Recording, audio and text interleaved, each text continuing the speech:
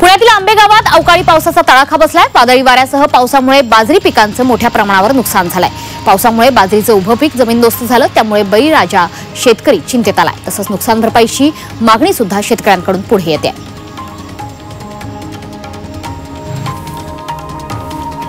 पिंपरी चिंचवड शहरात गेल्या 5 दिवसांपासून जोरदार पाऊस सुरू आहे। पावसामुळे शहराच्या विविध भागात पाणी साचतंय, त्यामुळे नागरिकांना मनस्ताप सहन करावा लागतोय। तर अशा ठिकाणी कायमस्वरूपी उपाययोजना करण्याचे आदेश महापालिकेचे आयुक्त शेखर सिंह यांनी दिलेत।